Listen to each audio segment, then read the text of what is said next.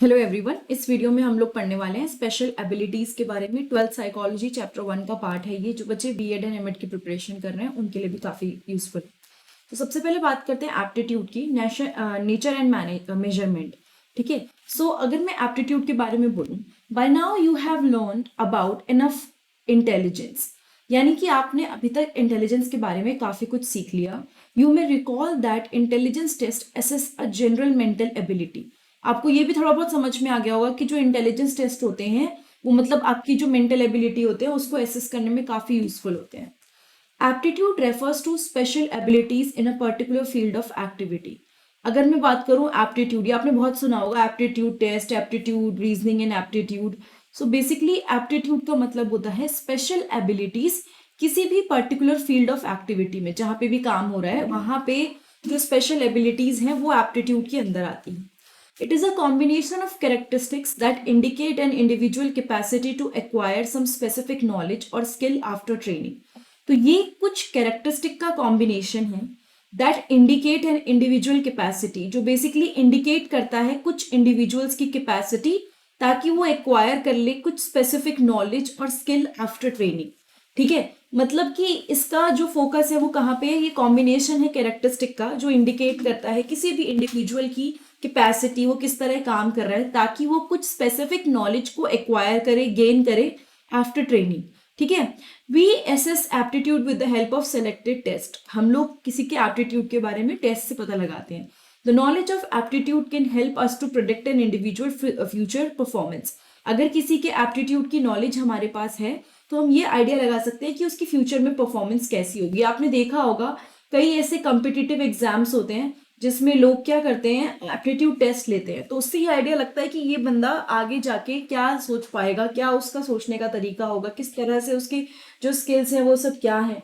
So all these things, ये सब चीज़ों पे असर पड़ता है एप्टीट्यूड का। ठीक है, while assessing intelligence, psychologists often found that people with similar intelligence differed widely in acquiring certain knowledge or skills. यानी कि जब इंटेलिजेंस को एसेस करते हैं तो साइकोलॉजिस्ट को कई बार ये पता चलता है कि पीपल विद सिमिलर इंटेलिजेंस, यानी कि लोगों की जो सिमिलर इंटेलिजेंस है, people with similar intelligence, same intelligence हो सकती है लेकिन हो सकता है जिस तरह से वो कोई चीज, कोई नॉलेज एक्वायर करते हैं वो डिफरेंट हो। मतलब दो जने हैं, दोनों के अंदर इंटेलिजेंस लेवल सेम है, ठीक है, लेकिन दोनों जिस तरह से नॉलेज को गेन करते हैं, समझते हैं, स्किल गेन करते हैं वो डिफरेंट होता है।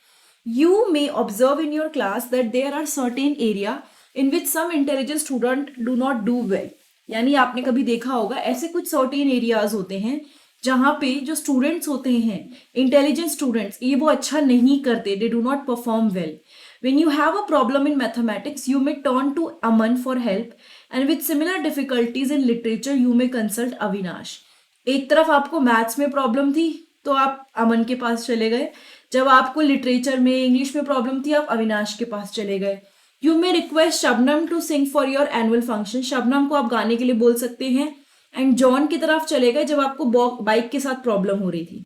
ये जो स्पेसिफिक स्किल्स एंड एबिलिटीज हैं इनको हम लोग एप्टीट्यूड बोलते हैं। हर किसी के अंदर अपने स्किल्स हैं, हर एक चीज, इसको हम एप्टीट्यूड बोलते हैं। With proper training these abilities can be considerably enhanced. Proper training के साथ अगर प्रॉपर ट्रेनिंग करी जाए, ध्यान रखा जाए, तो ये जो एबिलिटीज हैं इनको धीरे धीरे हम लोग एनहेंस कर सकते हैं। These abilities can be considerably enhance. ठीक है, धीरे धीरे इसको हम और अच्छा कर सकते हैं। In order to be successful in a particular field, a person must have both aptitude and interest. किसी फील्ड में अच्छा करने के लिए एक पर्सन के पास एप्टीट्यूड होना चाहिए, उसके पास वो स्किल्स होनी चाहिए और प्लस उसका इंटरेस्ट भी होना चाहिए। इंटरेस्ट एक प्रेफरेंस होता है किसी पर्टिकुलर एक्टिविटी के लिए। Aptitude is the potentially to perform that activity. Interest मतलब मेरे को साइंस बहुत पसंद है, मुझे बहुत अच्छा लगती है साइंस सपोज। सो अब ये तो मेरा इंटरेस्ट हो गया कि मेरी प्रेफरेंस क्या है कि मैं कौन सी चीज पहले पढ़ूंगी। मैं साइंस और मैथ्स में से मुझे ऑप्शन मिलेगा, मैं साइंस पहले पढ़ूंगी। लेकिन एप्टीट्यूड क्या है कि मैं किस तरह से साइंस को पढ़ूंगी, क्या करूंगी, कैसे परफॉर्म करूंगी, ये सारी की सारी चीजें एप्टीट्यूड के अंदर आ गई। A person may be interested in a particular job or activity but may not have the aptitude for it. एक पर्सन इंटरेस्टेड हो सकता है एक पर्टिकुलर जॉब और एक्टिविटी में, बट हो सकता है उसके पास एप्टीट्यूड ना हो, but may not have the aptitude for it. Similarly एक पर्सन के पास हो सकता है पोटेंशियलिटी हो for performing a job but may not be interested in doing that. मतलब दोनों चीजें हैं कि हो सकता है आपके पास कोई पर्टिकुलर इंटरेस्ट है जॉब या एक्टिविटी में, बट आपके पास वो स्किल सेट, वो पोटेंशियलिटी नहीं है कि आप उसमें परफॉर्म करो। और हो सकता है किसी के अंदर पोटेंशियलिटी हो कि वो ये काम कर सकता है, बट उसके अंदर वो इंटरेस्ट नहीं। जैसे हम कहते हैं कि भाई तू आईएएस क्रैक कर सकता है या तू कोई पर्टिकुलर एग्जाम क्रैक कर सकता है, लेकिन उसका इंटरेस्ट ही नहीं है उस चीज में, तो वो क्यों करेगा या वो कैसे करेगा, है ना। और कई बार ऐसा होता है कि कोई है, इंटरेस्ट है किसी पर्टिकुलर चीज में, लेकिन वो नहीं कर पा रहा क्योंकि उसका एप्टीट्यूड वहां पे इतना अच्छा नहीं है। In both cases the outcome will not be satisfactory. दोनों केसेस में आउटकम सेटिस्फैक्ट्री नहीं होगा। एक student with high mechanical aptitude and strong interest in engineering is more likely to be a successful mechanical engineer. एक ऐसा student जिसका जो mechanical aptitude है बहुत ज्यादा है और जिसका स्ट्रॉन्ग इंटरेस्ट है इंजीनियरिंग में, वो मोस्टली क्या होगा, मैकेनिकल इंजीनियर बनेगा, ऐसा कह सकते हो हम। Aptitude test are available in two form. दो तरीके से अवेलेबल है aptitude test, independent and multiple. That is independent aptitude test and multiple aptitude test. ये दो तरीके हैं। Clerical aptitude, mechanical aptitude, numerical aptitude and typing aptitude, independent aptitude test. अगर आपसे कोई पूछे कौन कौन से इंडिपेंडेंट एप्टीट्यूड टेस्ट है, तो ये सारे एग्जाम्पल आपके सामने हैं जो इंडिपेंडेंट की कैटेगरी में आते हैं। Multiple aptitude test exist in the form of test batteries which measure aptitude in several separate but homogeneous areas. Multiple aptitude test की मैं अगर बात करूं, वो किसमें एग्जिस्ट करता है, फॉर्म ऑफ टेस्ट बैटरीज। यानी कि यहाँ पे उसने क्या बोला, major aptitude in several separate but homogeneous area. आपका एप्टीट्यूड अलग अलग अलग अलग, जिसे कहते हैं ना, मतलब अलग अलग पर्टिकुलर लेकिन एक साथ टेस्ट हो जाएगा। अलग अलग एरिया में आपको एप्टीट्यूड टेस्ट हो जाएगा लेकिन एक साथ हो जाएगा। Different aptitude test, DAT the general aptitude test battery, GATB and the armed service vocational aptitude battery, ASVAB are well known aptitude test batteries. These are the well known test batteries, ठीक है। Among these, DAT is most commonly used in educational settings. जो DAT है आपका differential aptitude test, वो सबसे ज्यादा use होता है एजुकेशनल सेटिंग में। इट कंसिस्ट ऑफ 8 इंडिपेंडेंट सब टेस्ट। इसमें 8 इंडिपेंडेंट सब टेस्ट आते हैं। Verbal reasoning, numerical reasoning, abstract reasoning, clerical speed, mechanical reasoning, मतलब काफी सारी चीजें आ जाती हैं इसके अंदर। Space relation, spellings, language usage, ये सारी चीजें। Language usage, GM Oja has developed an Indian adaptation of DAT.